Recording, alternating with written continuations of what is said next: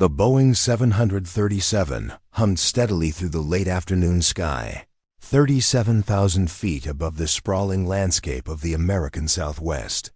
Row after row of passengers settled into their seats for the routine commercial flight from Phoenix, Sky Harbor to Reagan National in Washington, D.C. Business travelers typed on laptops, families juggled restless children, and weekend visitors scrolled through their phones as the aircraft maintained its eastern trajectory. Before we jump back in, tell us where you're tuning in from, and if this story touches you, make sure you're subscribed because tomorrow I've saved something extra special for you. In seat 7F, a woman in her mid-40s arranged a small travel pillow behind her head and pulled out a worn paperback novel. Her jeans were comfortable but well-fitted, her navy blue sweater practical rather than fashionable. A simple silver chain caught the cabin light as she shifted to find a comfortable position.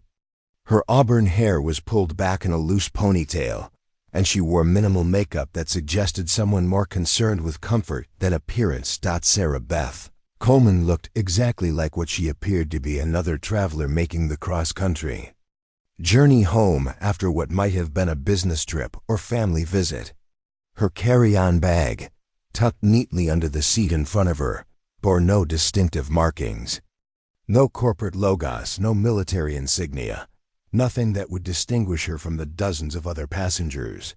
Settling in for the 4-hour flight, she opened her book to a dog-eared page and began reading, occasionally glancing out the small window at the desert terrain passing below. Her movements were economical, precise in a way that suggested someone comfortable with confined spaces and long periods of waiting. When the flight attendant offered beverages during the initial service, Sarah ordered coffee, black, and thanked her with a genuine smile that didn't seem forced or perfunctory. The passenger in 7E, a middle-aged accountant from Tempe, noticed her quiet presence, but thought nothing of it. She seemed like countless other travelers, polite but private, present but unobtrusive. Someone who knew how to occupy space without demanding attention or creating disruption. As the aircraft continued its eastern path, Sarah occasionally checked her watch, a functional timepiece with a leather band that had seen considerable wear. She didn't appear anxious about arrival times or connecting flights. Her demeanor suggested someone accustomed to travel, familiar with the rhythms of commercial aviation, comfortable with the temporary suspension of normal life that comes with being 37,000 feet above the ground. The flight proceeded without incident. Passengers dozed, read, worked on laptops, or watched downloaded movies on their devices. Sarah continued reading, occasionally sipping her coffee and gazing out the window as the landscape below shifted from desert to plains to the gradually more populated regions of the eastern United States. During the meal service, she declined the offered snack pack but accepted a second cup of coffee. Her interaction with the flight crew was brief and courteous, the kind of passenger flight attendants appreciate because she required no special attention, made no unusual requests, and created no complications. She seemed entirely self-sufficient when turbulence briefly shook the aircraft over the Missouri-Illinois border. Sarah's reaction was notably calm. While other passengers gripped armrests or expressed concern, she simply bookmarked her page and waited for the rough air to pass. Her composure suggested someone familiar with the unpredictability of flight, someone who understood that temporary discomfort was part of the experience rather than cause for alarm. The passenger in 7D, an executive returning from a conference in Scottsdale, attempted brief conversation during a lull in his phone calls. Sarah responded politely but didn't encourage extended dialogue. She answered his casual questions about her destination with pleasant but minimal responses that didn't invite further inquiry. She seemed comfortable with solitude in a way that suggested someone who had learned to appreciate quiet moments. As the aircraft began its gradual descent toward the Washington, D.C. metropolitan area, Sarah closed her book and returned it to her carry-on bag. She retrieved a small notebook and pen, writing briefly in what appeared to be a personal journal or appointment calendar. Her handwriting was neat and economical, the kind developed through years of taking notes under various conditions. Approach to Reagan National Airport provided spectacular views of the Potomac River and the distinctive landmarks of the nation's capital. The Washington Monument, the Capitol Building, and the sprawling complex of government buildings spread out below as the aircraft descended through the clear evening sky. Sarah watched this familiar skyline with what might have been recognition, but showed no particular emotional response to the sight of Washington. During the final approach, she organized her belongings with the efficient movements of someone who had packed and unpacked countless times. Everything had its place, everything served a purpose. Her carry-on contained no excess items, no unnecessary complications. The organization suggested someone who valued functionality over sentiment, someone who had learned to travel light. The aircraft touched down smoothly on Reagan National's runway, and passengers began the familiar ritual of gathering belongings and preparing to disembark. Sarah remained seated until the aisle cleared, showing no impatience or urgency. She seemed content to wait for the initial rush to subside before joining the line of deplaning passengers. As she stood to retrieve her carry-on from the overhead compartment, her movement revealed the same precise economy of motion she had displayed throughout the flight. Nothing wasted, nothing unnecessary. She thanked the flight crew as she exited, receiving their standard farewell with a genuine smile that suggested authentic appreciation rather than mere politeness. Reagan National Airport bustled with the typical early evening activity of a major transportation hub. Passengers from arriving flights merged with those heading to departures, creating the controlled chaos that characterizes busy airports. Sarah navigated this environment with the ease of someone familiar with airport layouts and passenger flow patterns. She didn't rush toward baggage claim or ground transportation. Instead, she checked her watch and phone, confirming something on her screen before proceeding toward the main terminal. Her pace was steady and purposeful without seeming hurried. She moved like someone who had a specific destination but wasn't constrained by tight timing. The automated walkway carried her toward the main terminal concourse, where she paused near a departure gate to check her phone again. Whatever message or information she found seemed to confirm her expectations. She typed a brief response, then continued toward what appeared to be ground transportation. Near the taxi stand, Sarah paused to observe the organized chaos of vehicles picking up passengers. Taxis, ride-share services, private cars, and shuttle buses created a continuous flow of arrivals and departures.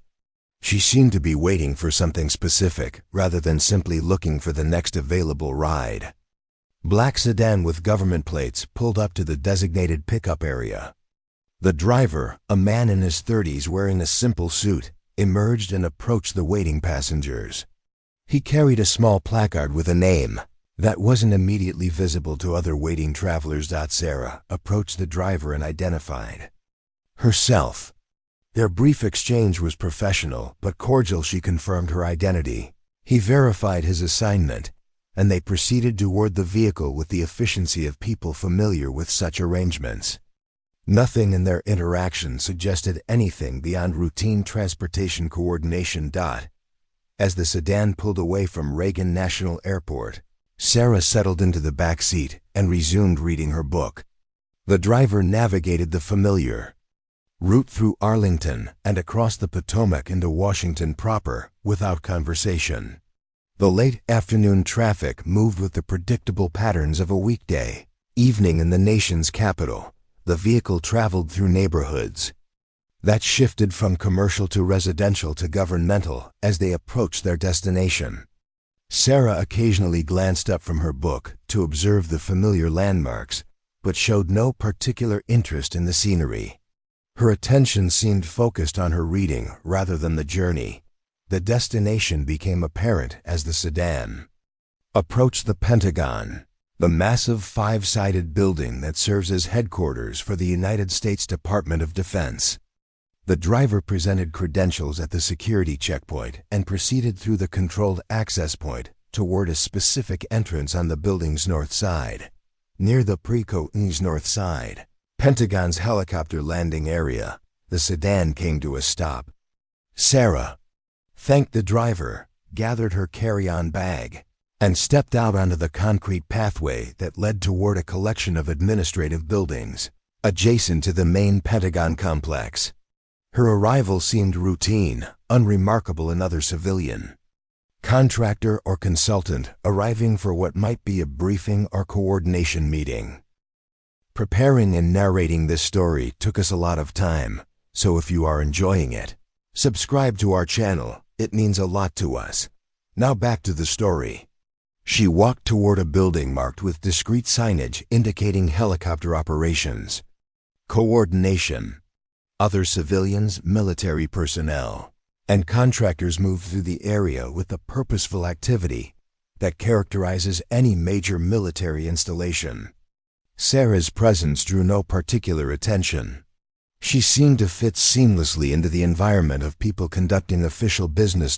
At the operations building, she presented identification to security personnel and received a visitor badge that would allow her access to specific areas.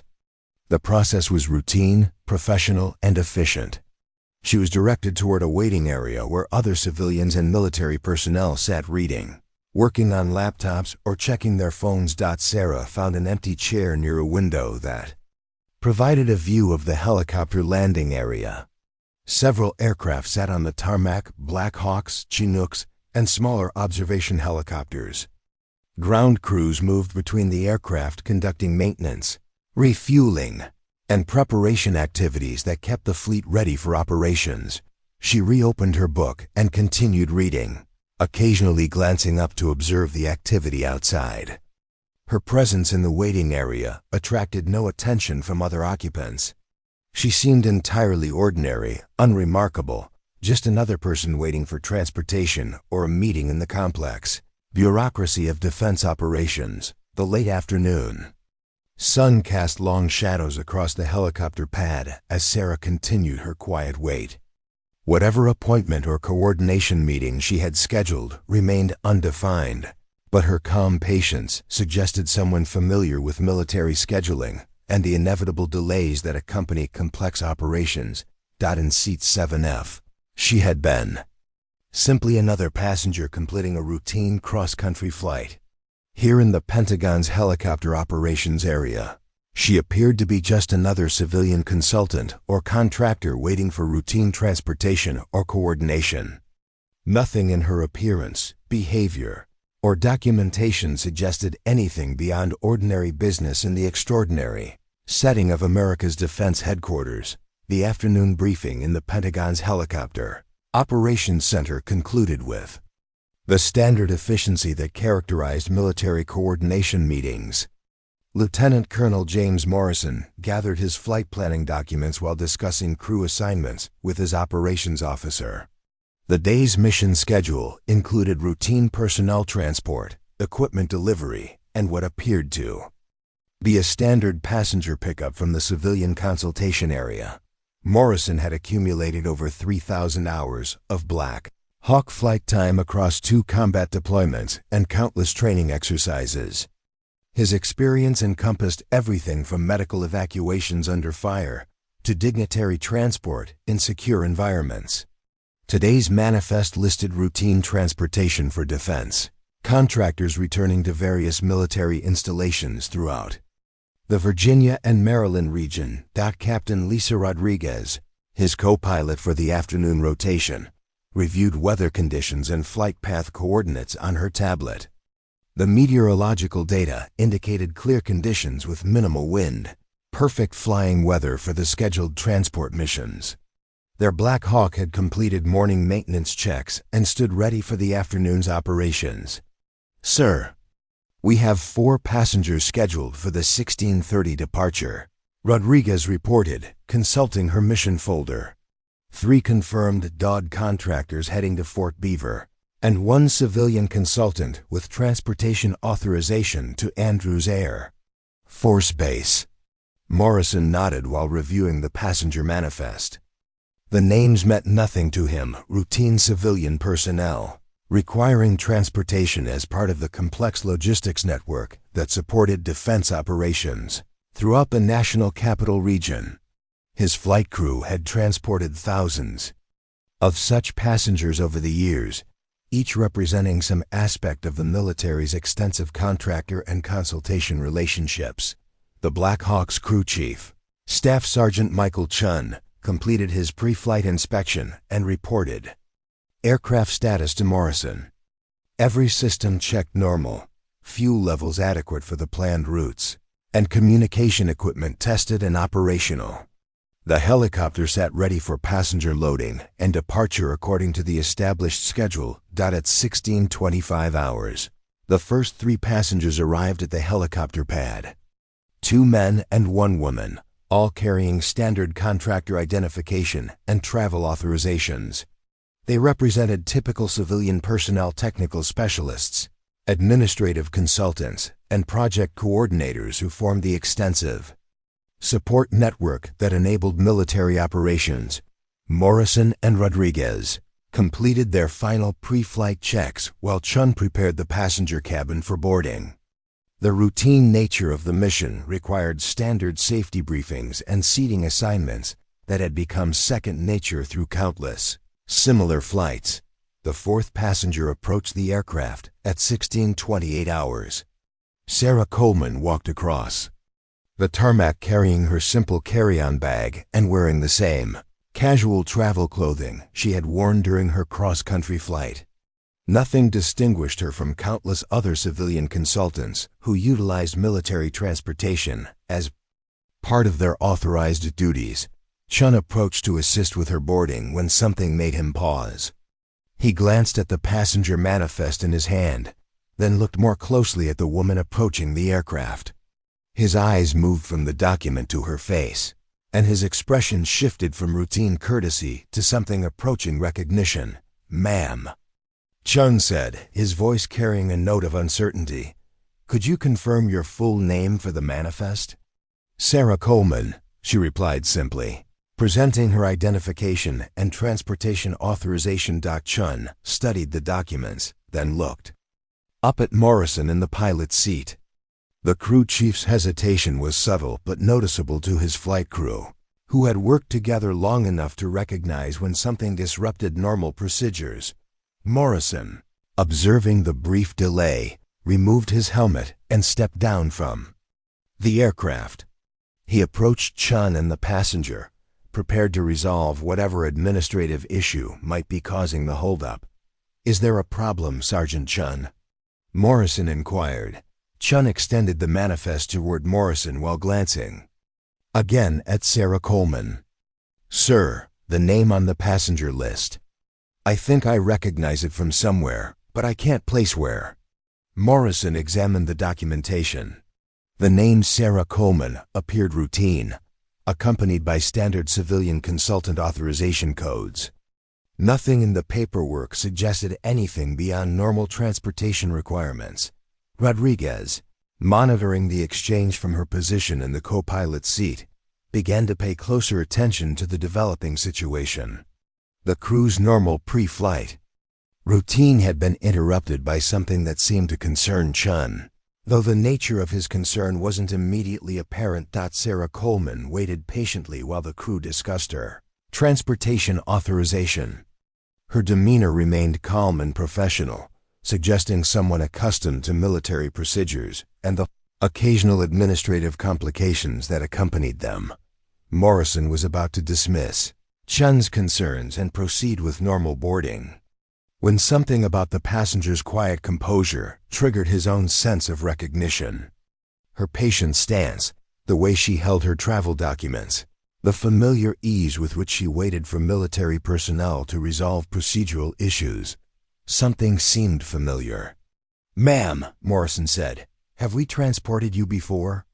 "Sergeant, Chun thinks he recognizes your name." "It's possible," Sarah replied. "I've used military transportation occasionally as part of my consultation work." Chun suddenly straightened. his eyes widening as recognition dawned. "Wait," he said quietly. "Sarah Coleman, are you? Did you serve in Afghanistan?" The question hung in the air between them. The other passengers, already seated in the aircraft, remained unaware of the developing exchange near the helicopter's entrance. Sarah's expression didn't change, but she nodded slightly. "Yes, I served in Afghanistan." Chun's posture shifted almost imperceptibly toward attention. "Ma'am, what was your call sign?" The question seemed to surprise even Morrison, who looked curiously at his crew chief. Call signs were typically associated with pilots and aircrew, not with ground personnel or civilian consultants. Sarah hesitated for a moment, then replied quietly, "Valkyrie 6.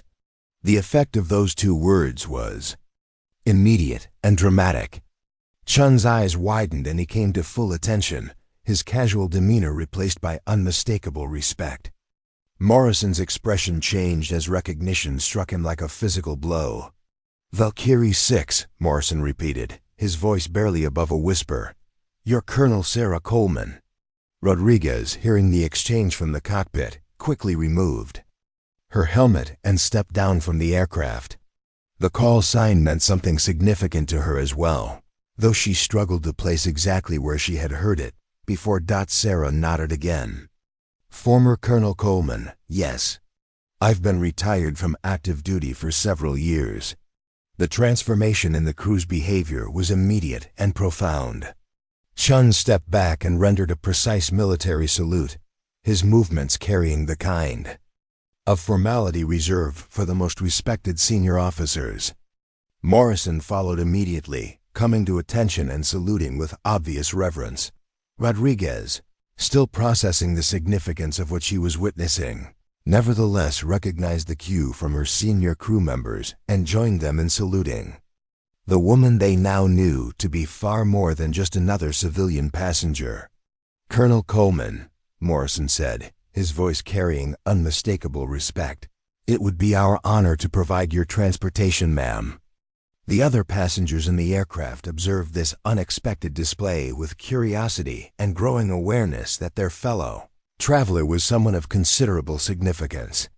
The casual atmosphere of routine transportation had been replaced by something approaching a formal military ceremony. Sarah returned their salutes with the practiced precision of someone who had given and received thousands of such exchanges during her military career. Her movements carried the automatic muscle memory of command, even though she wore civilian clothes and carried civilian identification. "Thank you," she said simply. "I appreciate the courtesy, but it's not necessary. I'm traveling as a civilian consultant today." Chun shook his head respectfully. "Ma'am, with respect, once Valkyrie 6, always Valkyrie 6. Morrison's expression reflected both professional admiration and personal recognition of what the call sign represented. "Colonel, we all know what that call sign means. It would be our privilege to ensure you receive appropriate recognition." During this flight, Rodriguez found herself trying to recall exactly why the call sign Valkyrie 6 carried such weight among helicopter crews. The name seemed familiar from briefings or debriefings she had attended, but the specific context remained just beyond her memory. The moment stretched as military protocol met civilian status, creating a unique situation where formal recognition intersected with routine transportation procedures. Sarah Coleman stood at the center of this convergence, her past service suddenly visible despite her current civilian role. Other helicopter crews working nearby began to take notice of the unusual scene. Word spread quickly among ground personnel that something significant was happening near the Black Hawk scheduled for the 16:30 departure. Morrison made a decision that reflected both military tradition and personal respect. "Ma'am, if you're comfortable with it, we'd like to ensure this flight honors your service appropriately." Sarah considered his offer, recognizing the genuine respect behind the request. After a moment, she nodded. "I understand, thank you." The boarding process resumed, but with an entirely different atmosphere. Chun assisted Sarah into the aircraft with the kind of attention typically reserved for distinguished visitors. Morrison and Rodriguez completed their pre-flight preparations with heightened awareness of their passenger's identity and significance. As the Black Hawk's engines began to wind up, Rodriguez turned to Morrison over the intercom. "Sir, I know. I've heard that call sign before, but I can't remember the specifics. What did Valkyrie 6 accomplish that commands this kind of respect?" Morrison's response came through her headset with unmistakable gravity. "Lisa, Valkyrie 6 was the call sign for one of the most successful combat commanders in recent Afghan operations. Colonel Coleman led missions that saved hundreds of American lives and coordinated some of the most complex evacuation operations in theater history." The significance of their passenger began to crystallize for Rodriguez. She found herself reassessing everything about the quiet woman sitting in their passenger compartment, understanding now that her calm demeanor and familiar ease with military procedures reflected far more than civilian consultation experience. As the Black Hawk lifted off from the Pentagon landing area, its crew carried with them the recognition that their routine transportation mission had become something far more meaningful. The woman they had initially seen as just another civilian consultant was, in fact, a legendary figure whose call sign was still spoken with reverence among military aviation personnel. The flight path toward Andrews Air Force Base took on new significance as Morrison, Rodriguez, and Chun processed the remarkable transformation of what had begun as just another routine passenger transport mission.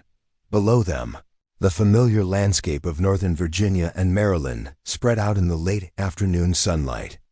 But the view carried a different meaning now that they understood they were transporting someone whose service had shaped military operations and whose leadership had become part of the institutional memory of American military aviation. The Black Hawk's engines settled into their steady rhythm as the aircraft climbed above the Potomac River. Heading southeast toward Andrews Air Force Base, Morrison maintained his professional focus on navigation and flight controls, but his mind kept returning to the woman sitting quietly in the passenger compartment behind him. The call sign Valkyrie 6 belonged to a chapter of military history that few people outside special operations and aviation communities fully understood. Rodriguez reviewed her approach charts for Andrews while processing what she was learning about their passenger. Through her headset, she could hear Chun providing standard safety information to the civilian contractors, but his tone had changed completely when addressing Colonel Coleman. The respect in his voice was unmistakable, though she still didn't fully grasp why. "Morrison," she said over the intercom, "I need to understand what we're dealing with here. You mentioned evacuation operations, but there's obviously more to the story." Morrison glanced back toward the passenger compartment, then keyed his microphone for a private channel. "Lisa, what I'm about to tell you stays within this crew. Colonel Sarah Coleman commanded the 160th Special Operations Aviation Regiment's most classified rescue operations in Afghanistan between 2019 and 2021. The 160th SOAR, the Night Stalkers, represented the elite of Army aviation, conducting the most dangerous and sensitive missions in support of special operations forces worldwide. Rodriguez had heard stories about their operations, but had never worked directly with Night Stalker personnel. "She was a pilot?" Rodriguez asked. "More than that," Morrison continued. "She was the mission commander for Operation Amber Dawn, the largest combat search and rescue operation conducted during the final phase of Afghan operations. Valkyrie 6 coordinated the extraction of over 400 American and Allied personnel from a compromised forward operating base that came under sustained attack." Rodriguez found herself looking back toward Sarah Coleman with new understanding. The quiet woman reading a paperback novel had commanded one of the most complex and dangerous rescue operations in recent military history. Chun's voice joined their private channel. "Sir, I was part of a Chinook crew that provided support for some of those operations. We heard the radio traffic from Valkyrie 6 during the Kabul evacuation coordination. She kept 17 different aircraft organized while taking direct fire, never lost her composure, never missed a detail. The magnitude of what they were learning began to sink in for Rodriguez. She had heard references to the final evacuation operations from Afghanistan, but the classified nature of many missions meant that specific details and individual contributions rarely became public knowledge. Morrison continued his explanation.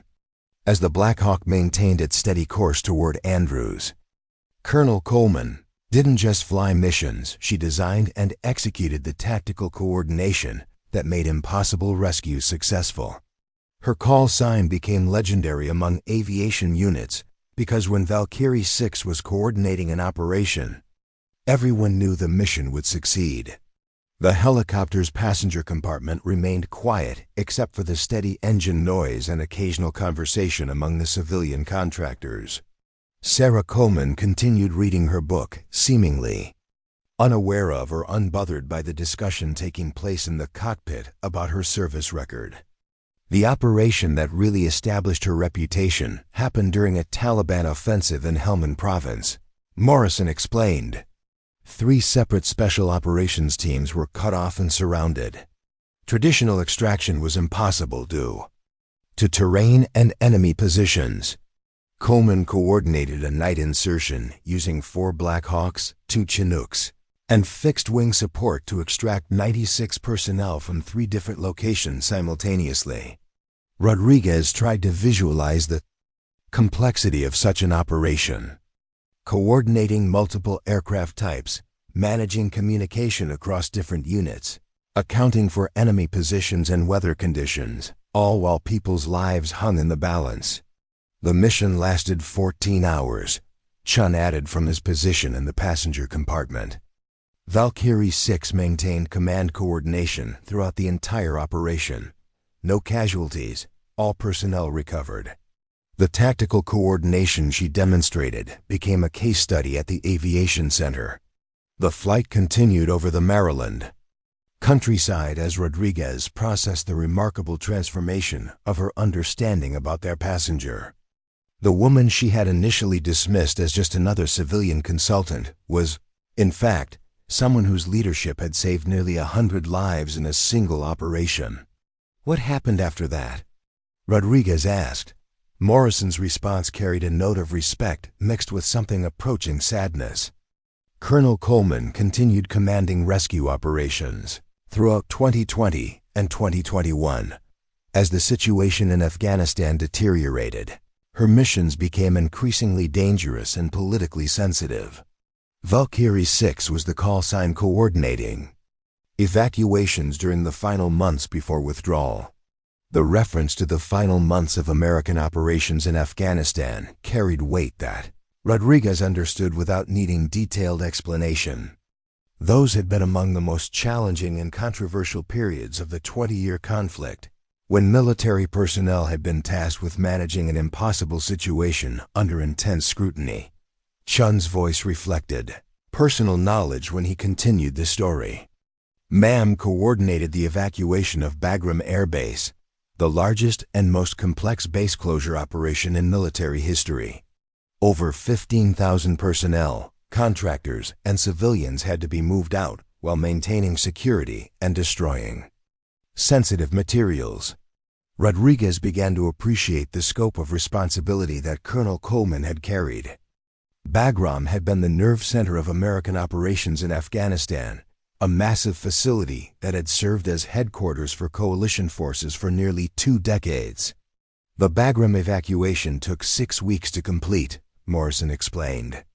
Coleman coordinated over 300 flights, managed the movement of personnel and equipment worth billions of dollars, and ensured that no classified materials fell into enemy hands, all while Taliban forces were advancing and the political situation was collapsing.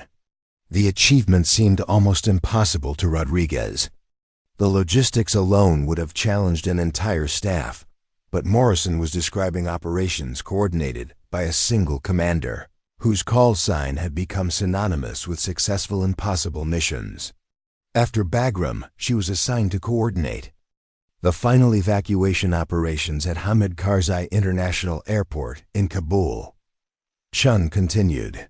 That's when things got really complicated. Rodriguez had heard news reports about the chaotic final weeks of American presence in Afghanistan, when thousands of civilians had crowded the airport seeking evacuation while Taliban forces took control of the country. The images of desperate people and overwhelmed American forces had dominated international news coverage. Valkyrie 6 coordinated the aviation assets that evacuated over 22,000 American citizens, Afghan allies, and international personnel during the final 2 weeks of operations, Morrison said. She managed aircraft from every service branch, coordinated with State Department officials, worked with intelligence agencies, and maintained security for the entire operation. The scope of responsibility seemed overwhelming to Rodriguez. Managing such a complex, high-stakes operation under intense pressure while the entire world watched would have challenged the most experienced commanders. The mission lasted around the clock for 14 days, Chun added. Valkyrie 6 was coordinating flights, managing security, working with ground forces, and dealing with political pressures from Washington, while Taliban fighters were positioned around the airport perimeter.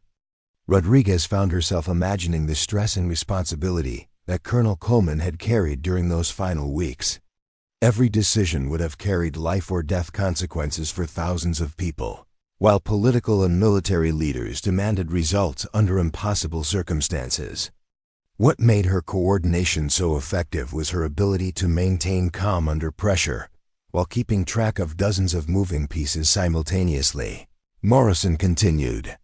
Pilots trusted Valkyrie 6 because she never panicked, never lost situational awareness, and never left anyone behind. The Black Hawk continued its approach toward Andrews Air Force Base as Rodriguez processed the remarkable story she was learning.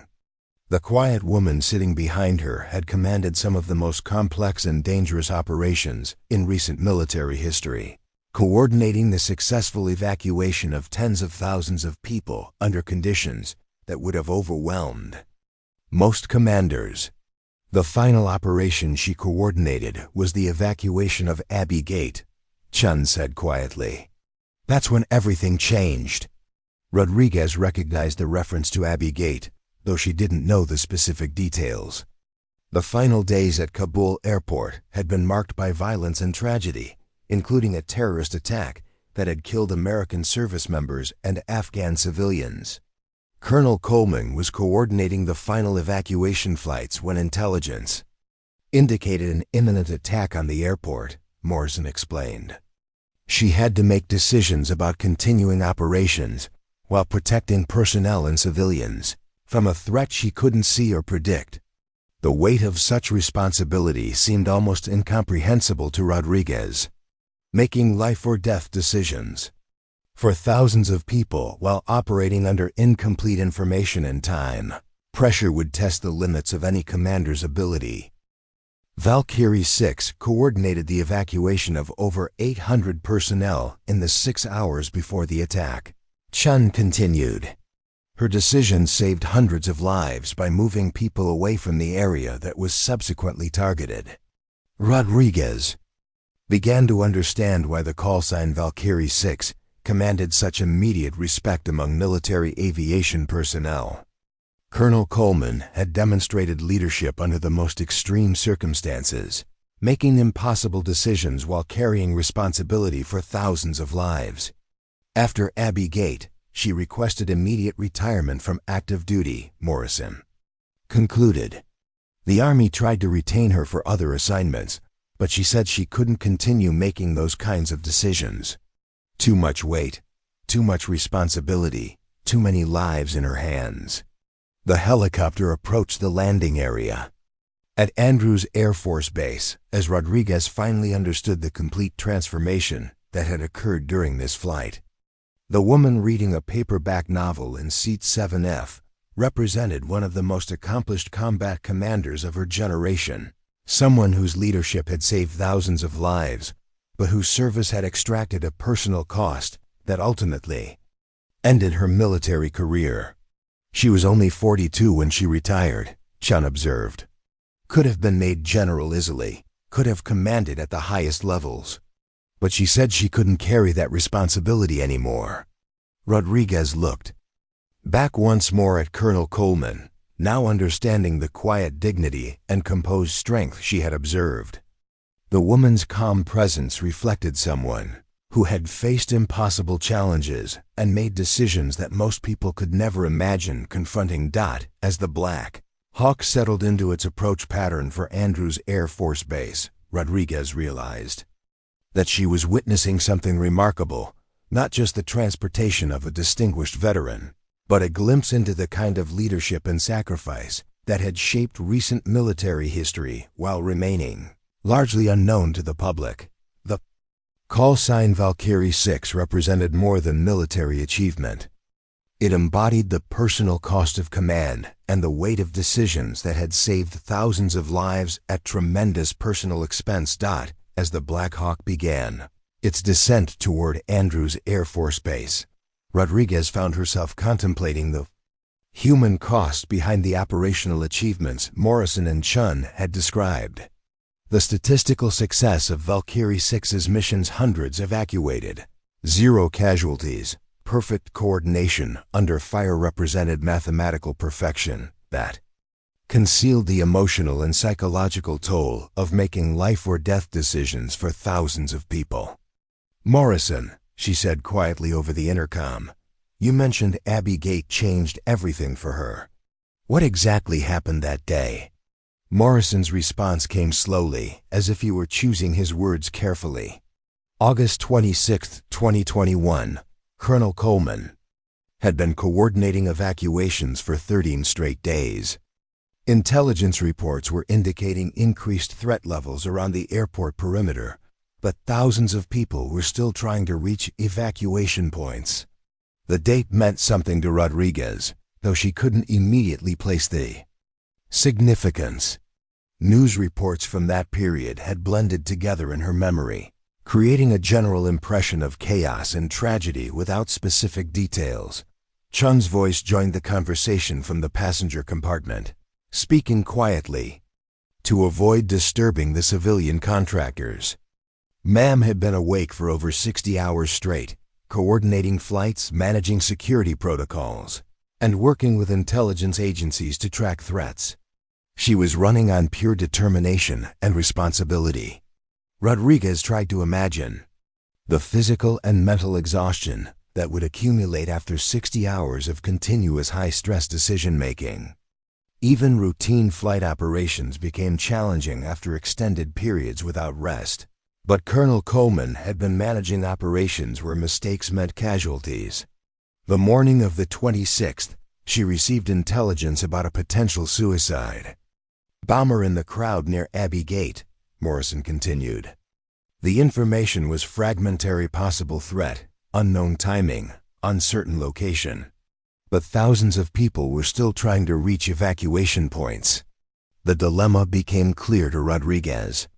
Continue operations and risk casualties from an attack, or halt evacuations and abandon people who might never have another chance to escape. Either decision carried devastating potential consequences. Valkyrie 6 had 3 choices, Chun explained.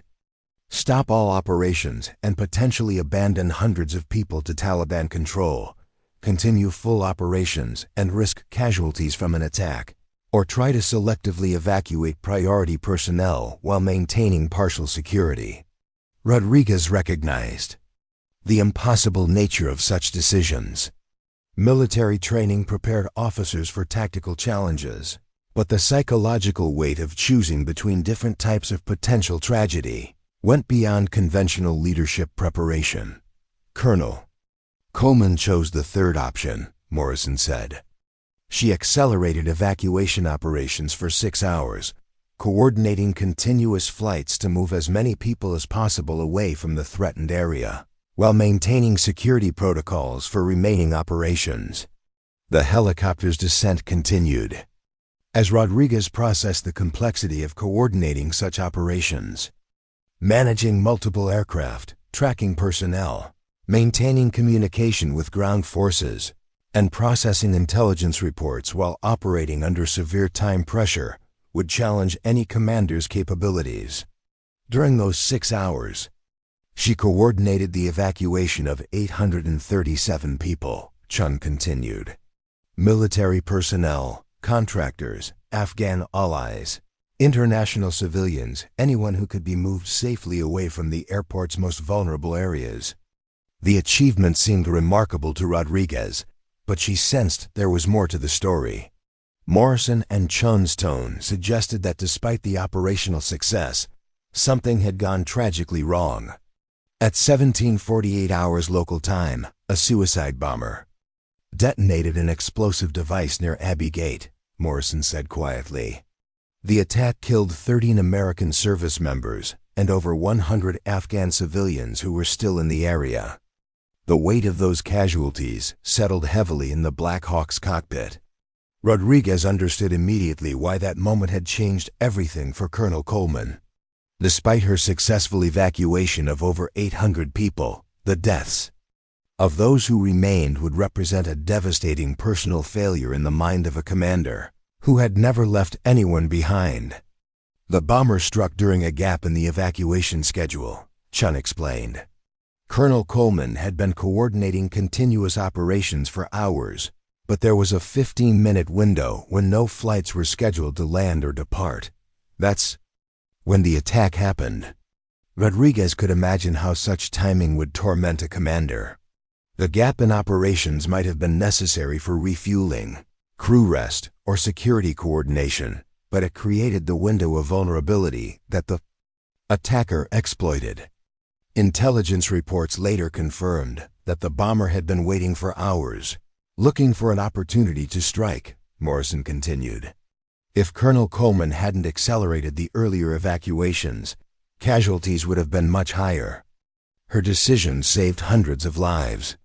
The mathematical reality provided little comfort, Rodriguez realized. For a commander who measured success by bringing everyone home safely, losing even one person represented complete failure, regardless of how many others had been saved. After the attack, Valkyrie 6 continued coordinating operations for another 18 hours, Chun said. She managed the medical evacuation of wounded personnel, coordinated security responses, and maintained the evacuation schedule for the remaining civilians. She never stopped working. The dedication seemed almost superhuman to Rodriguez. Continuing to function after experiencing such a traumatic failure, while maintaining responsibility for ongoing operations, would test the limits of human endurance and psychological resilience.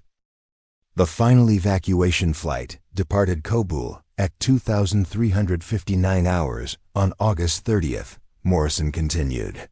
Colonel Coleman coordinated every single aircraft movement during those final days, ensuring that no additional personnel were left behind. But she never recovered from Abbey Gate.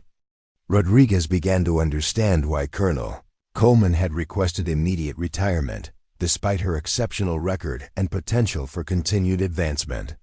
The weight of command decisions that resulted in casualties, even when those decisions had saved many more lives, could destroy a leader's confidence and willingness to continue bearing such responsibility. She submitted her retirement paperwork 6 weeks after returning from Afghanistan, Chun observed.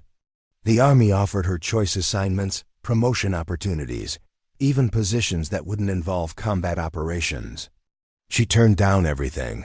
The Black Hawk approached the runway at Andrews Air Force Base as Rodriguez contemplated the personal cost of exceptional leadership. Colonel Coleman's service record represented the highest levels of military achievement, but the psychological toll of making impossible decisions under extreme pressure had ultimately ended her career. During her final debriefing, she told the review board that she couldn't trust herself to make decisions that affected other people's lives, Morrison said. She said that every choice she made would be haunted by the people who didn't make it home from Abbey Gate. The profound impact of survivors' guilt and command responsibility became clear to Rodriguez.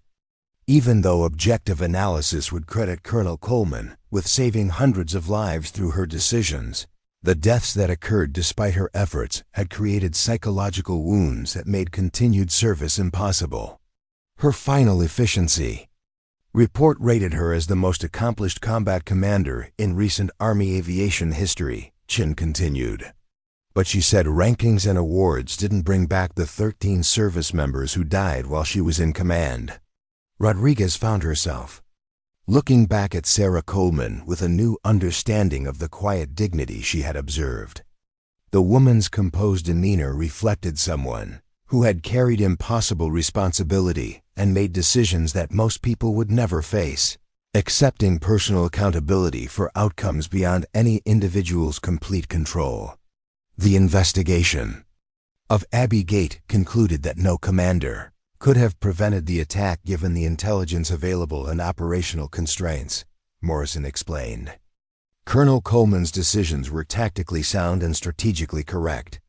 But she said correct decisions didn't ease the weight of knowing that people died on her watch. The helicopter touched down smoothly at Andrews Air Force Base as Rodriguez processed the complete transformation of her understanding about their passenger. The woman reading a paperback novel represented not just exceptional military achievement, but also the human cost of leadership at the highest levels. 6 months after her retirement, she started working as a civilian consultant, Chun said. She provides tactical analysis and operational planning support, but she refuses any position that involves command authority or decision-making responsibility for personnel safety. The career transition seemed to represent both a continuation of service and a recognition of personal limitations imposed by traumatic experience. Colonel Coleman had found a way to contribute her expertise while avoiding the kind of responsibility that had ultimately proven psychologically unbearable. Her consultation reports are considered the gold standard for tactical aviation analysis, Morrison continued. She understands operations better than almost anyone, but she won't accept assignments that put her in charge of missions where lives are at stake. Rodriguez realized that she was witnessing something extraordinary, not just the recognition of a distinguished veteran, but insight into the profound personal cost that exceptional military service could exact from even the most capable leaders. As ground crew members approached the Black Hawk to assist with passenger disembarkation, Rodriguez understood that the quiet woman in civilian clothes represented a complex intersection of remarkable achievement and personal sacrifice that defined the highest levels of military leadership. The people she saved in Afghanistan don't know her name, Chun observed quietly. Classified operations need to know briefings, operational security requirements. Hundreds of people are alive today because of decisions she made, but they'll never know who Valkyrie 6 was. The anonymity seemed appropriate to Rodriguez, reflecting the selfless nature of true leadership that measured success by others' welfare, rather than personal recognition. Colonel Coleman had carried the weight of command without seeking public acknowledgement, accepting responsibility for outcomes while remaining invisible to those whose lives her decisions had affected. The Black Hawk's engines began to wind down as the crew prepared for passenger disembarkation. Rodriguez found herself hoping that Colonel Coleman had found some measure of peace in her transition to civilian consulting, though she suspected that the weight of Abbey Gate would remain a permanent burden that no career change could completely alleviate. The woman who had been just another passenger in seat 7F represented the profound complexity of military leadership at its highest levels. Exceptional competence shadowed by psychological costs that even the most accomplished commanders couldn't always bear. As the Black Hawk's rotors came to a complete stop on the Andrews Air Force Base tarmac, a small group of military personnel approached the aircraft with an air of purpose that suggested this arrival had been anticipated. Rodriguez noticed that the welcoming party included officers from multiple service branches, their uniforms displaying ranks and insignia that indicated senior leadership positions. Colonel William Hayes, Andrews Air Force Base Operations Commander, led the approaching group. His dress blues carried ribbons indicating extensive combat experience and multiple deployments, but his demeanor suggested someone who understood that rank meant little in the presence of true battlefield leadership. Behind him walked Lieutenant Colonel Patricia Williams from Army Aviation Command and Major Thomas Bradford from Special Operations Command. "Looks like word has spread," Morrison observed quietly as he completed his shutdown procedures. Chun, preparing to assist passengers with disembarkation, glanced toward the approaching officers. "Sir, I've seen reception committees before, but this feels different. They're not here for the other passengers." Rodriguez watched through her side window as the officers maintained a respectful distance from the aircraft, while ground crew completed their standard post-flight procedures. Their patience suggested they were willing to wait as long as necessary to properly acknowledge Colonel Coleman's arrival. The civilian contractors aboard the Black Hawk gathered their belongings and prepared to disembark, unaware that the military personnel waiting outside had come specifically to honor their fellow passenger. Sarah Coleman organized her simple carry-on bag with the same quiet efficiency she had displayed throughout the flight, showing no indication that she expected or desired special recognition. Colonel Hayes approached Morrison as the pilot stepped down from the aircraft. "Colonel Morrison, I trust your flight went smoothly?" "Yes, sir," Morrison replied. "All passengers aboard safely, no complications during transport?" Hayes nodded, then glanced toward the passenger compartment. "We understand you're carrying a very distinguished passenger today.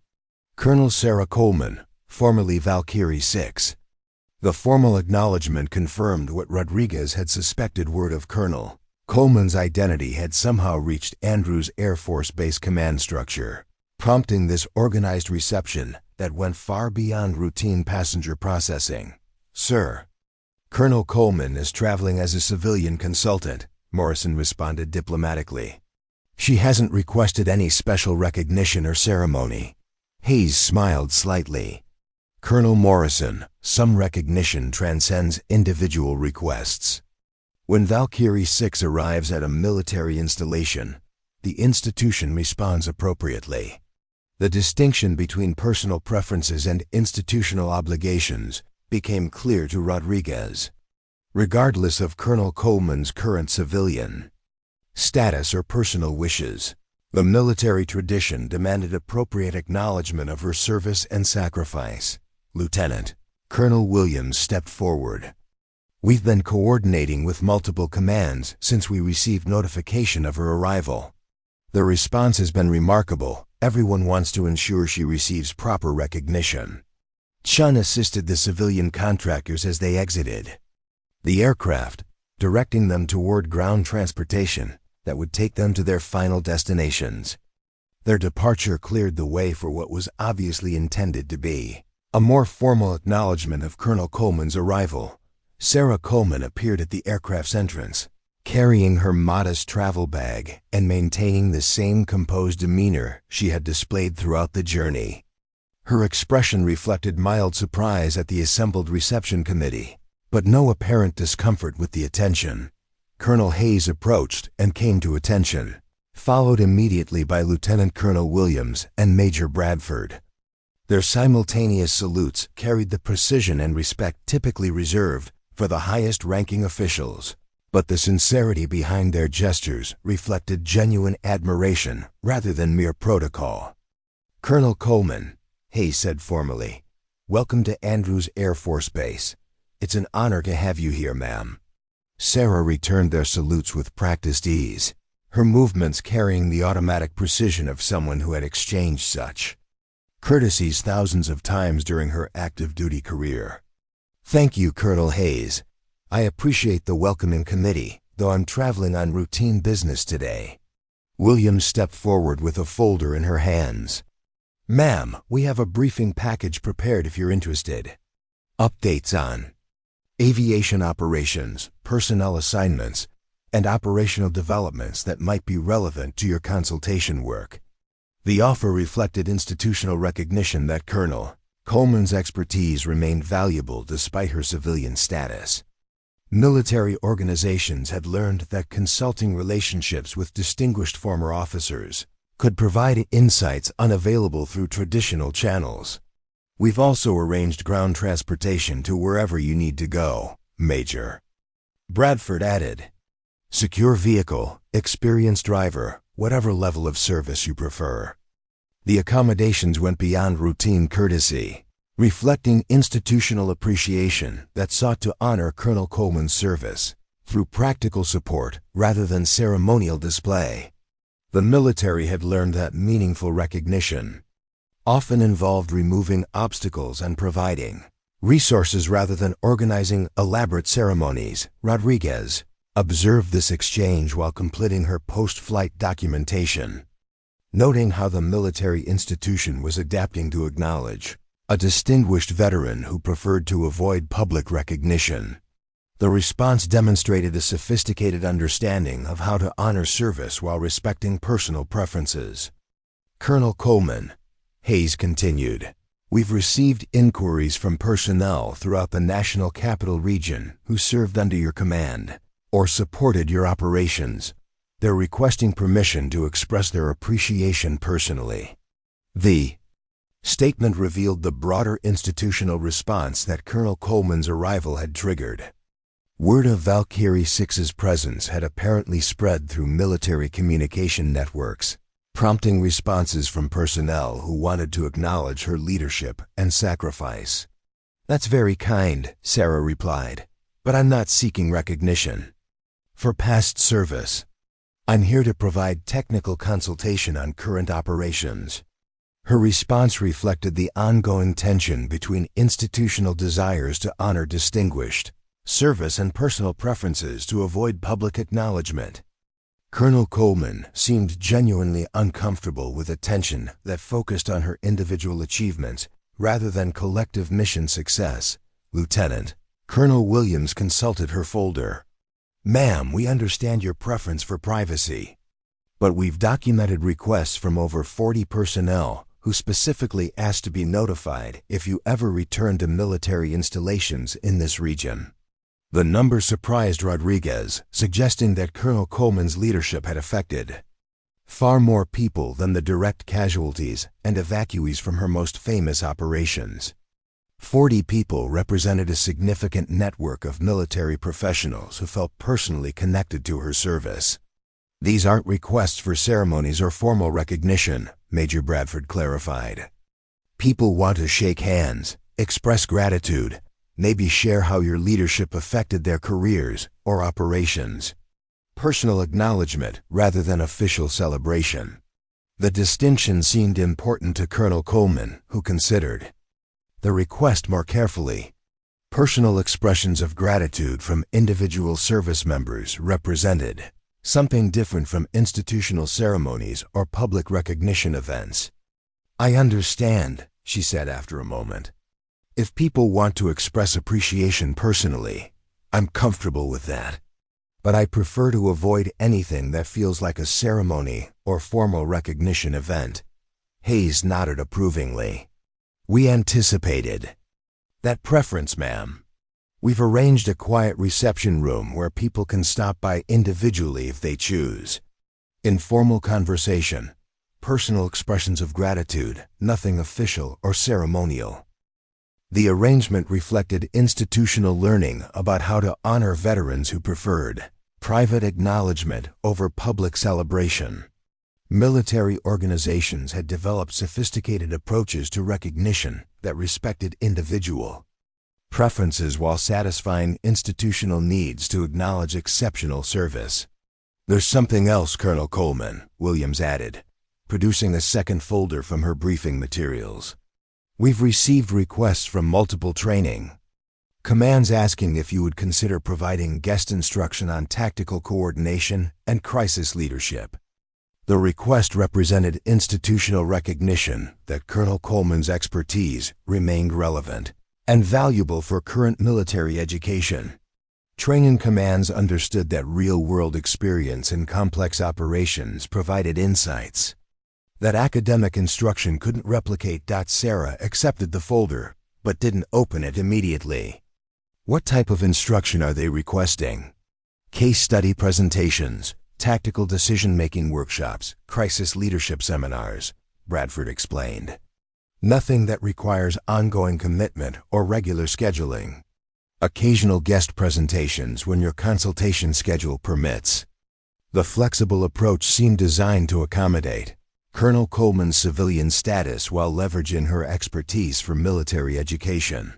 Training commands had learned that former combat leaders often preferred episodic involvement rather than permanent teaching positions. The focus would be on decision-making under pressure, coordination of complex operations, and leadership in crisis situations, Hayes added. Areas where your experience provides unique insights that current doctrine can't fully capture. Rodriguez recognized that the institutional response went beyond simple recognition to practical utilization of Colonel Coleman's knowledge and experience. Military organizations were seeking ways to preserve and transmit the lessons learned from her operations while respecting her current civilian role. "I'll review the requests," Sarah said, accepting the additional documentation.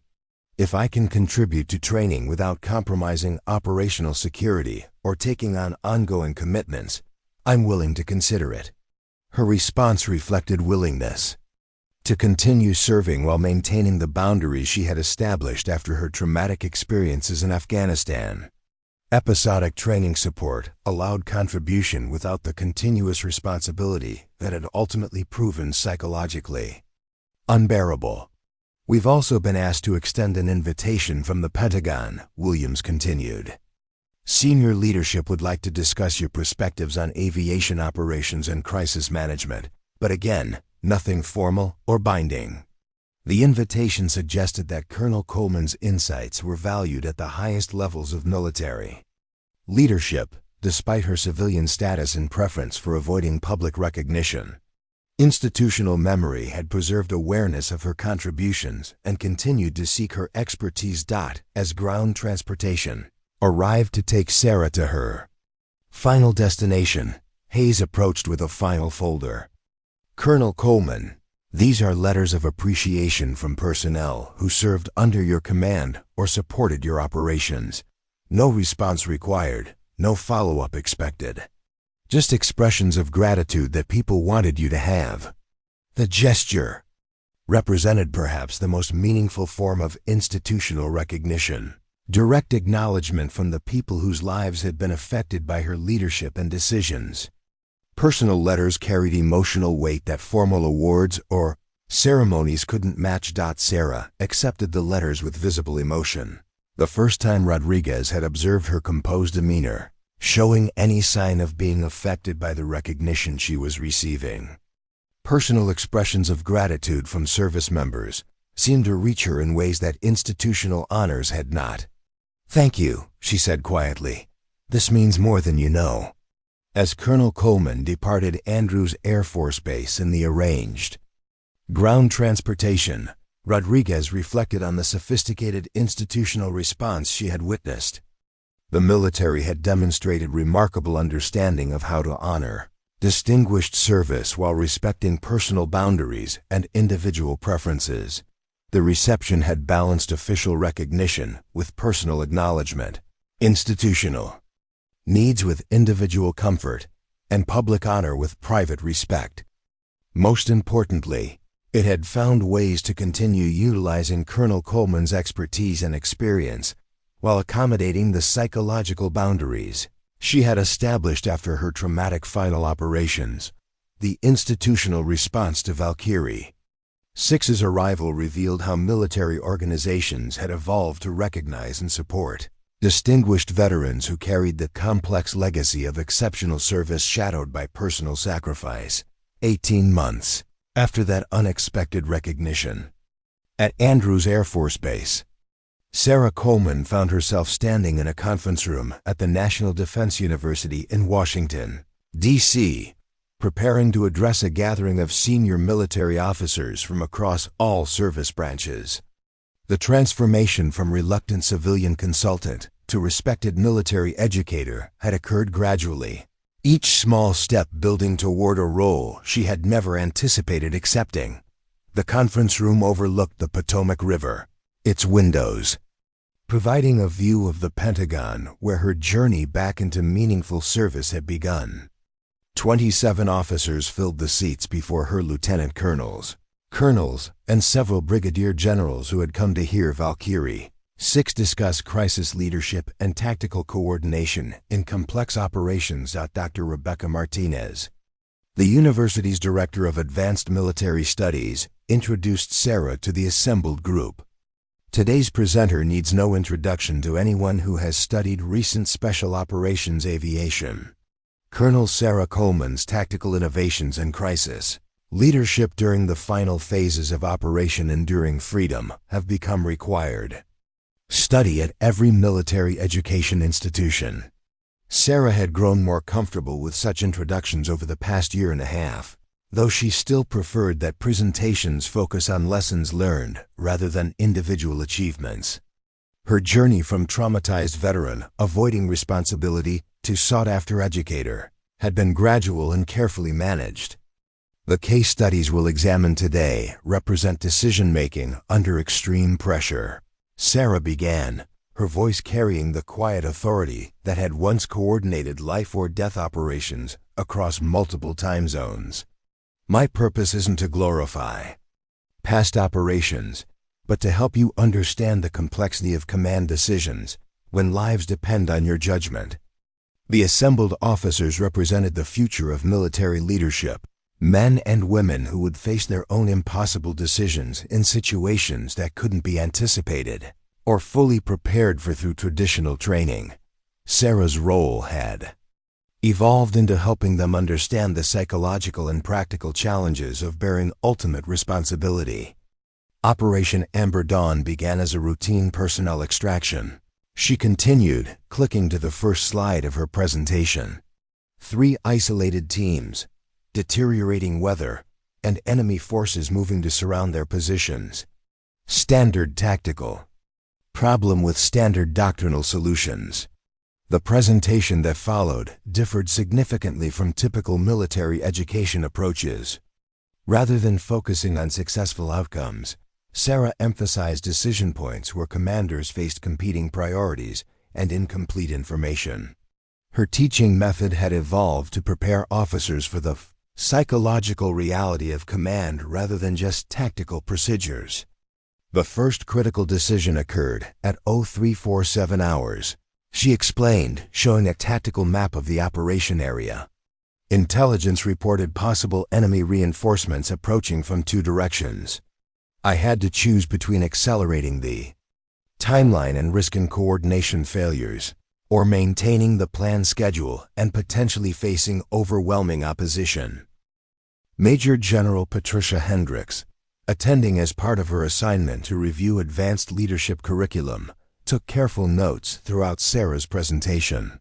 The general had specifically requested inclusion in this session after reading Sarah's consultation reports and recognizing the unique perspective she brought to military education. I chose to accelerate the timeline, Sarah continued. That decision saved lives by avoiding enemy reinforcements, but it also created coordination challenges that led to equipment losses and mission complications. Every command decision involves accepting specific risks to avoid others. The honesty about imperfect outcomes distinguished Sarah's teaching from traditional approaches that often presented successful operations as flawless execution of sound planning. Her students learned that even successful missions involved difficult trade-offs and unintended consequences. Over the following 2 hours, Sarah guided the officers through multiple decision points from Operation Amber Dawn, analyzing each choice in terms of available information, competing priorities, and psychological pressures that affected judgment. Her analysis revealed the human dimensions of tactical decision-making that traditional training often overlooked. The evacuation of Bagram Air Base presented different challenges, she said, transitioning to her next case study. Unlike tactical operations with clear objectives, base closure required coordinating political requirements, logistical constraints, security concerns, and personnel welfare across a 6-week timeline. Colonel David Kim, representing Pacific Command's aviation requirements, found himself reconsidering his understanding of strategic-level decision-making. Sarah's presentation demonstrated how operational success often required accepting partial failures and managing competing demands that had no perfect solutions. The most difficult decision involved classified materials and equipment disposition, Sarah explained. We had 3 options: destroy everything sensitive and lose valuable intelligence assets, transport everything and risk compromise if convoys were attacked, or make selective decisions about what could be safely moved. The assembled officers understood that such decisions carried career-ending potential if results proved unsuccessful, regardless of the soundness of the reasoning behind the choices. Sarah's willingness to discuss these dilemmas provided insights into senior-level responsibility that most officers had never considered. I chose selective transportation based on intelligence assessments and convoy security capabilities, she continued. We successfully moved 73% of sensitive materials, destroyed the remainder, and maintained operational security throughout the process. But I still wonder about the intelligence value of what we couldn't save. Major Jennifer Walsh, representing Army Aviation Center Curriculum Development, recognized that Sarah's teaching approach addressed psychological preparation for command, that traditional leadership education rarely discussed. The presentation was providing tools for managing the emotional reality of making imperfect decisions under extreme pressure. Following the morning session, Sarah met privately with university faculty to discuss expanding her involvement in military education. The response to her presentations had exceeded expectations, with officers requesting additional sessions and military education institutions seeking to incorporate her case studies into their curricula. Colonel Coleman, Dr. Martinez said during their meeting, "We've received requests from 17 different military schools asking if you would consider developing a formal curriculum around crisis leadership and decision-making under pressure." The opportunity represented a significant expansion from Sarah's current role as occasional guest lecturer. Developing a formal curriculum would require ongoing commitment and regular interaction with military education institutions, representing the kind of sustained responsibility she had avoided since her retirement. What level of commitment would that involve? Sarah asked, carefully considering the implications. "We're thinking about a modular approach," responded Colonel Janet Morrison, the university's Deputy Director for Leadership Studies. 6 to 8 intensive seminars per year, each focusing on specific aspects of crisis decision-making. You would develop the content, but wouldn't be tied to regular teaching schedules. The flexible structure seemed designed to accommodate Sarah's preference for episodic involvement while leveraging her expertise for broader institutional benefit. Military education institutions had learned to adapt their approaches to attract distinguished former officers who might not accept traditional academic positions. There's also interest in your consulting work evolving into something more substantial, Dr. Martinez continued. The Joint Chiefs have discussed creating a senior consultant position that would involve strategic assessment and policy analysis rather than operational planning. The suggestion represented recognition that Sarah's expertise extended beyond tactical coordination to strategic understanding of military operations and their broader implications. Senior leadership had identified the value of incorporating her perspective into high-level planning and assessment. What would that position entail? Sarah inquired. Colonel Morrison consulted her notes. Strategic assessment of aviation operations, analysis of crisis response capabilities, evaluation of training programs, and consultation on policy development. No command authority, No operational responsibility, but significant influence on institutional learning and improvement. The role seemed to offer meaningful contribution without the psychological burden of direct responsibility for personnel safety that had driven Sarah from active duty. Strategic consultation would allow her to serve while maintaining the emotional boundaries necessary for her continued well-being. "I'm interested in both opportunities," Sarah said after consideration. "The education work feels like a natural evolution of what I'm already doing, and strategic consultation would allow me to contribute at a level where my experience might make a real difference." 6 months later, Sarah Coleman officially accepted dual appointments as Senior Fellow for Crisis Leadership at the National Defense University and Strategic Aviation Consultant to the Joint Chiefs of Staff. The positions represented the culmination of her gradual reintegration into meaningful military service. Her first major project in the new role involved developing comprehensive analysis of evacuation operations and crisis response capabilities across all service branches. The study would examine lessons learned from recent operations while identifying improvements needed for future contingencies. The Evacuation Operations Assessment represents exactly the kind of strategic thinking we need, explained General Mark Thompson, Chairman of the Joint Chiefs of Staff, during Sarah's initial briefing.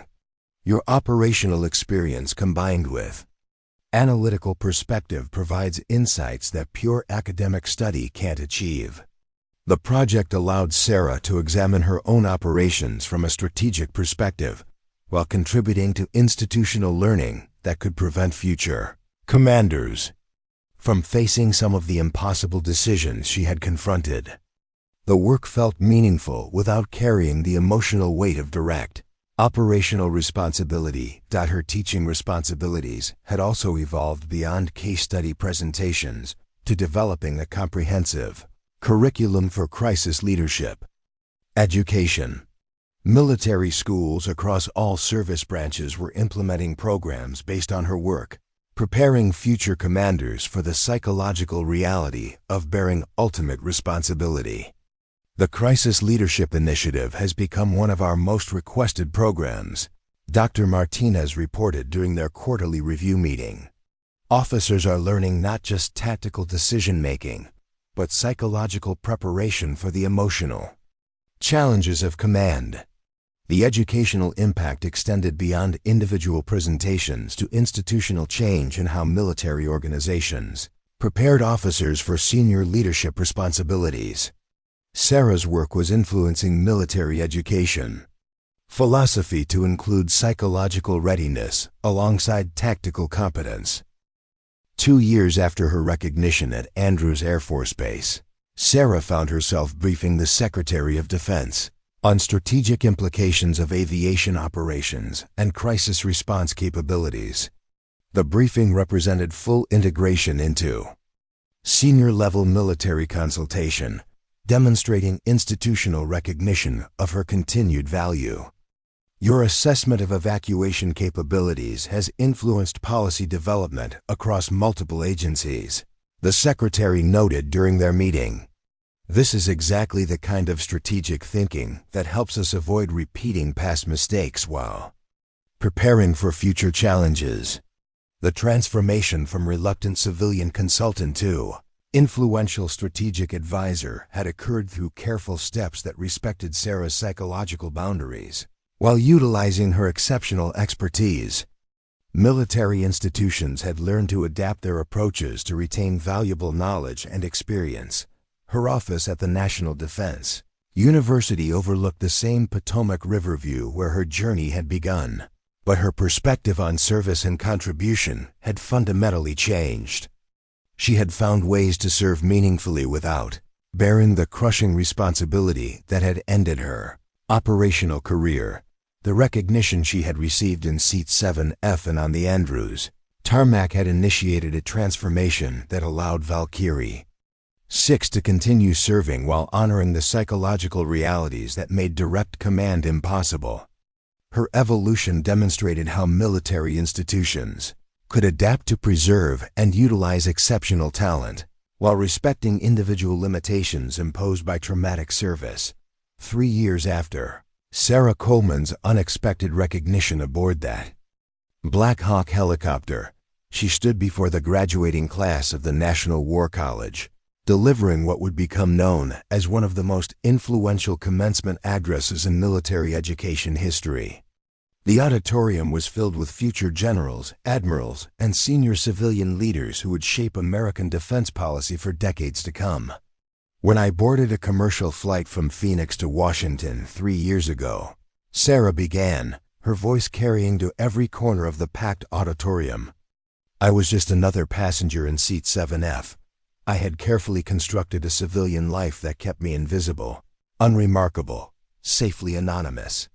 I believed that my value as a leader had ended with my retirement, that my traumatic experiences had disqualified me from meaningful contribution. The graduating officers listened intently, many already familiar with her story, but hearing for the first time her personal reflection on the journey from hidden veteran to influential educator and strategist. What I learned during that helicopter flight, and in the years that followed, challenges everything we typically believe about leadership, recognition, and the nature of service itself.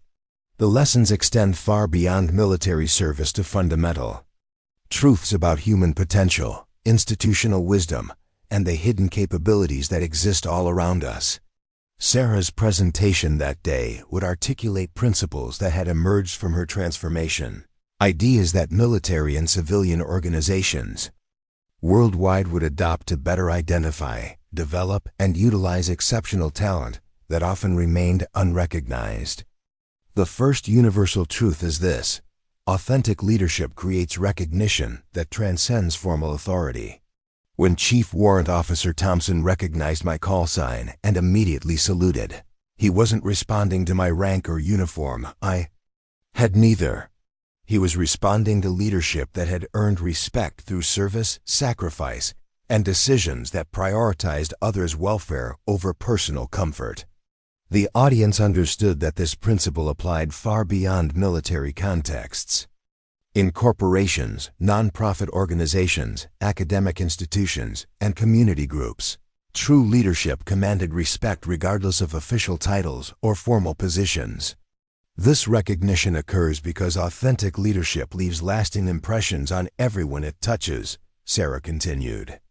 Every person whose life is affected by genuine leadership becomes a witness to its impact. They carry that recognition forward, creating networks of respect that persist long after formal authority ends. Major General Patricia Hendricks, now serving as Deputy Chief of Staff for Personnel, reflected on how this insight had influenced military promotion and assignment policies. The services had begun systematically tracking informal leadership recognition to identify exceptional officers who might otherwise be overlooked by traditional evaluation systems. The second universal truth involves the nature of hidden capability. Sarah said, advancing to her next key point. In every organization, community, and social group, extraordinary capability often exists in forms that remain unrecognized because we focus on obvious indicators rather than authentic indicators of excellence. This observation had sparked changes in how military and civilian organizations approach talent identification. Rather than relying solely on formal credentials, educational backgrounds, or self-promotion, institutions had begun developing systems to identify individuals whose quiet competence and consistent reliability indicated deeper capabilities. I spent 2 years trying to remain invisible, convinced that my traumatic experiences had diminished my capacity to contribute meaningfully. But trauma doesn't erase competence. It often deepens wisdom by forcing individuals to understand the true cost of decisions and the weight of responsibility. The insight resonated throughout the auditorium as officers contemplated colleagues who had withdrawn from leadership after difficult experiences, never considering that their reluctance might indicate deeper wisdom rather than diminished capability. Organizations that learn to recognize and carefully reintegrate Trauma-informed leaders often discover perspectives and capabilities that can't be developed through any other means. These individuals understand consequences in ways that traditional training cannot replicate. Sarah's own career trajectory had become a model for how military institutions could identify and support veterans whose experiences had temporarily withdrawn them from active leadership, but whose wisdom remained invaluable for training and strategic planning. The third universal truth concerns institutional responsibility for preserving and utilizing exceptional talent, she continued. When institutions recognize authentic leadership, they must adapt their structures and expectations to accommodate individual circumstances while leveraging unique capabilities. This principle had influenced policy changes across military and civilian organizations. Rather than expecting exceptional individuals to conform to standard organizational models, successful institutions had learned to create flexible arrangements that maximized talent utilization while respecting personal boundaries and individual needs. The military institution that recognized my value while respecting my limitations created opportunities for contribution that I couldn't have imagined. They didn't try to force me back into operational command, but they found ways to utilize my experience for education and strategic consultation. General Mark Thompson, observing from the front row, reflected on how this approach had been implemented across the military education system. Dozens of distinguished veterans who had withdrawn from active service were now contributing through flexible consulting and teaching arrangements that honored their expertise while accommodating their circumstances. The fourth universal truth addresses the ripple effects of authentic recognition, Sarah explained. When genuine leadership receives appropriate acknowledgement, it doesn't just honor individual achievement, it demonstrates institutional values and creates cultural change that influences everyone who witnesses it. The recognition Sarah had received aboard that Black Hawk helicopter had indeed created ripple effects throughout military aviation communities. Stories of the incident had spread informally, reinforcing cultural values about respecting authentic leadership regardless of current status or formal position. Young officers learned that true leadership commanded respect that transcended rank and assignment. Senior leaders were reminded that their most important responsibility involved recognizing and supporting authentic leadership wherever it appeared. The culture became more attentive to quiet excellence and less impressed by obvious self-promotion. Colonel Janet Morrison, now directing military leadership education programs, had documented how Sarah's story influenced military culture. Annual surveys showed increased respect for veterans, greater attention to identifying quiet competence, and improved support for officers dealing with trauma-related challenges. The fifth universal truth involves the relationship between recognition and renewed purpose, Sarah continued. Authentic recognition doesn't just acknowledge past achievement, it reveals possibilities for future contribution that individuals might not have considered. Her own transformation demonstrated this principle clearly. The recognition at Andrews Air Force Base had initiated a journey that led to influence and contribution far beyond anything she had envisioned during her civilian consultant phase. I had convinced myself that my value as a leader had ended with my traumatic experiences. But recognition helped me understand that my difficult journey had created capabilities and perspectives that could serve others in ways I hadn't anticipated. The insight had influenced how organizations approached career development and succession planning. Rather than assuming that individuals who had withdrawn from active leadership were permanently diminished, successful institutions had learned to explore how their experiences might have created new forms of valuable contribution. The sixth universal truth concerns the hidden nature of the most impactful service, Sarah observed. The individuals who make the greatest difference often operate without public recognition, their contributions known only to those directly affected by their leadership. This principle resonated deeply with the graduating officers, many of whom would spend their careers making decisions and taking actions that would remain classified or unacknowledged publicly while affecting thousands of lives. The people I evacuated from Afghanistan don't know my name or call sign. The officers whose careers were influenced by my teaching may never connect their success to insights they gained from my presentations. The policies that were changed, based on my strategic assessments, will be implemented by others who receive public credit. The observation challenged conventional notions of success and recognition, suggesting that the most meaningful leadership often occurred without fanfare or acknowledgement. But this anonymity doesn't diminish the impact, it purifies it. Service that expects no recognition, leadership that seeks no credit, contribution that measures success by others' welfare rather than personal advancement. These represent the highest forms of human excellence.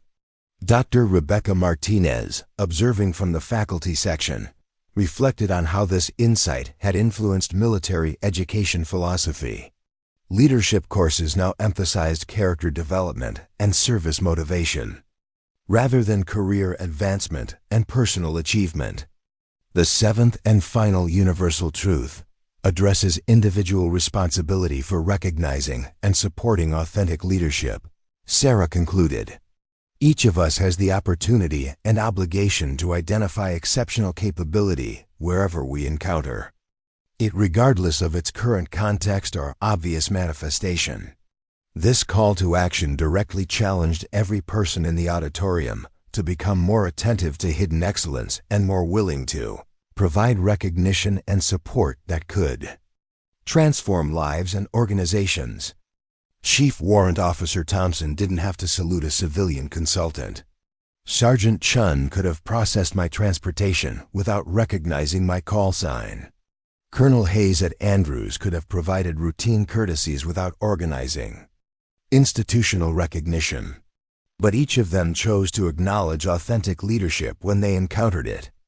The examples demonstrated how individual choices to recognize excellence created cascading effects that ultimately transformed both personal trajectories and institutional cultures. You will encounter authentic leadership throughout your careers, in subordinates who quietly exceed expectations, in colleagues who consistently prioritize mission success over personal advancement, in veterans who have withdrawn from active service but retain extraordinary wisdom and capability. Sarah's challenge to the graduating class was both specific and universal. Develop the awareness to recognize authentic leadership and the courage to acknowledge it appropriately. Your recognition might be the catalyst that reveals hidden potential, renews sense of purpose, and creates contributions that benefit thousands of people you may never meet. The quiet excellence that surrounds you every day represents untapped resources for organizational improvement and human flourishing. The address concluded with a personal reflection that brought Sarah's journey full circle. I learned that authentic leadership never truly ends. It simply finds new expressions and creates new opportunities for service. The trauma that I thought had ended my capacity for meaningful contribution actually prepared me to serve in ways I could never have anticipated. As the graduating class rose in sustained applause, Sarah Coleman stood before them not as the traumatized veteran who had once tried to hide in civilian anonymity, but as living proof that recognition, support, and institutional wisdom could transform withdrawn potential into influential leadership. The woman who had been just another traveler in Seat 7F had become a testament to the extraordinary capabilities that exist all around us, waiting only for recognition, support, and opportunities to contribute their unique gifts to the common good. Her story continues to inspire military and civilian leaders who understand that their most important responsibility may not involve commanding others, but rather recognizing authentic leadership and creating conditions where it can flourish and serve. The universal truths she articulated that day have influenced organizations worldwide, reminding leaders that exceptional capability often appears in unexpected forms. and that their recognition and support can unlock potential that transforms individuals, institutions, and the communities they serve. Sometimes the most profound. Leadership comes from individuals whose journey through difficulty has created wisdom that traditional paths cannot provide, and whose quiet excellence serves as a reminder that authentic service transcends rank, recognition, and personal comfort. In recognizing Valkyrie 6, those Black Hawk pilots didn't just honor past service, they participated in revealing possibilities for future contribution that would influence military education, strategic policy, and leadership development for generations to come. The call sign that had once coordinated impossible rescues under fire now represents the enduring truth that authentic leadership, once recognized and supported, finds ways to continue serving that honor both individual sacrifice and collective benefit. Up next, you've got 2 more standout stories right on your screen. If this one hits the mark, you won't want to pass these up. Just click and check them out. And don't forget to subscribe and turn on the notification bell so you don't miss any upload from us.